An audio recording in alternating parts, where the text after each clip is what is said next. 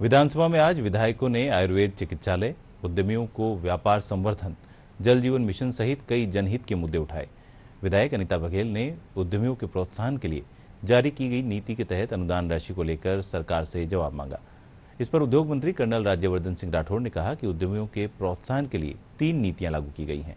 उद्यमियों को राष्ट्रीय और अंतर्राष्ट्रीय स्तर पर आयोजित मेले और समिट में खर्च राशि के 75% या अधिकतम 3 लाख रुपए दिए जाते हैं। वहीं नेता प्रतिपक्ष टीकाराम जूली ने पूरक प्रश्न में 30 करोड़ रुपए के बजट को खर्च करने का ब्यौरा मांगा। इस पर उद्योग मंत्री राठौड़ ने कहा कि उद्यमियों की ओर से आवेदन आने पर उन्हें अनुदान सहायता राशि दी जाएगी। क्या सरकार की मंशा विधानसभा क्षेत्र खेतड़ी के ग्राम गोठड़ा एवं मेहाड़ा गुजरवास में स्थानीय जनसंख्या की आवश्यकता को दृष्टिगत रखते हुए नवीन आयुर्वेदिक चिकित्सालय खोलने की मंशा रखती है? यदि हाँ, तो इस क्या कार्रवाई प्रस्तावित है एवं संभावित समय सीमा क्या है? यदि वर्तमान में प्रस्ताव नहीं है तो क्या सरकार भविष्य में इस पर सकारात्मक विचार रखती है?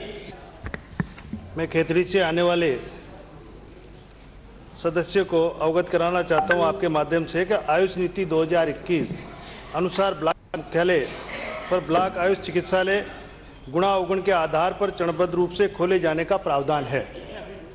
उक्त प्रस्तावित स्थान ब्लॉक मुख्यालय नहीं होने के कारण ब्लॉक आयुष चिकित्सालय खोला जाना अपेक्षित नहीं है।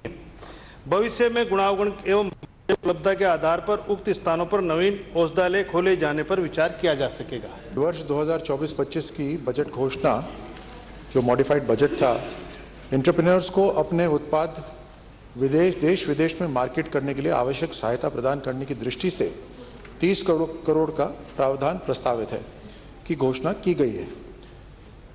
एमएसएमई पॉलिसी 2024 के तहत बाजार सहायता योजना के अंतर्गत दिया गया अनुदान का विवरण परिशिष्ट पे संलग्न है। राजस्थान निर्यात संवर्धन नीति 2024 अंतर्गत निर्यातकों को निर्यात से संबंधित राष्ट्रीय एवं अंतर्राष्ट्रीय योजनाओं अंतर्राष्ट्रीय आयोजनों में भाग लेने पर व्यय का 75% सहायता अधिकतम 3 लाख रुपए तक दिए जाने का प्रावधान है। लाभार्थियों की सूची परिशिष्ट ब पे संलग्न है। उक्त दोनों नीतियों के तहत दिया गया अनुदान उद्यमी मेला प्रदर्शनियों में किए गए व्यय के पुनर्भरण के रूप में भुगतान किया गया है। पूरे प्रश्न। माननीय अध्यक्ष महोदय, मैं सबसे पहले तो माननीय मंत्री महोदय का धन्यवाद देती हूं कि उन्होंने राजस्थान के उद्यमियों के लिए प्रोत्साहन के लिए ये पॉलिसी लेकर के आए और राजस्थान में पहली बार ऐसा हो रहा है कि हम उद्यमियों को निर्यात के लिए भी वित्तीय सहायता दे रहे हैं। मेरे 2 प्रश्न हैं। एक प्रश्न है कि एमएसएमई पॉलिसी 2024 के तहत बाजार सहायता योजना और निर्यातकों को निर्यात संबंधी राष्ट्रीय व अंतर्राष्ट्रीय मेलों में भाग लेने हेतु दिए जाने वाले अनुदान के लिए राजस्थान के कुल कितने फर्मों ने आवेदन किया और इसके मापदंड क्या थे? हमारी सरकार उद्यमियों को बढ़ावा देना चाहती है और ख़ास तौर से ऐसे उद्यमी जो छोटी इकाइयां में काम कर रहे हैं, उन्हीं के लिए हमने राजस्थान एक्सपोर्ट प्रमोशन पॉलिसी के अंदर जो मेले फेयर्स लगते हैं देश और विदेश में, उसमें जाकर अपना जो प्रोडक्ट है उसकी मार्केटिंग करने के लिए हम सहायता राशि देते हैं। उसी तरह एमएसएमई पॉलिसी के अंदर भी है और उसी तरह ओडोप के अंदर भी है, 1 डिस्ट्रिक्ट 1 प्रोडक्ट पॉलिसी के अंदर भी है। राजस्थान, अब सवाल एमएसएमई पॉलिसी का है तो मैं बताता हूँ कि टोटल हमने जो एप्लीकेशंस रिसीव करी वो है 358 एप्लीकेशंस के अंदर हमने 261 को सैंक्शन कर दिया है। 261 के अंदर 192 को पैसा मिल गया है और अभी एप्लीकेशंस जो पेंडिंग है वो 80 हैं और 17 एप्लीकेशंस हमने रिजेक्ट कर दिए। माननीय सदस्य ने ये भी पूछा था कि इसके मापदंड क्या है।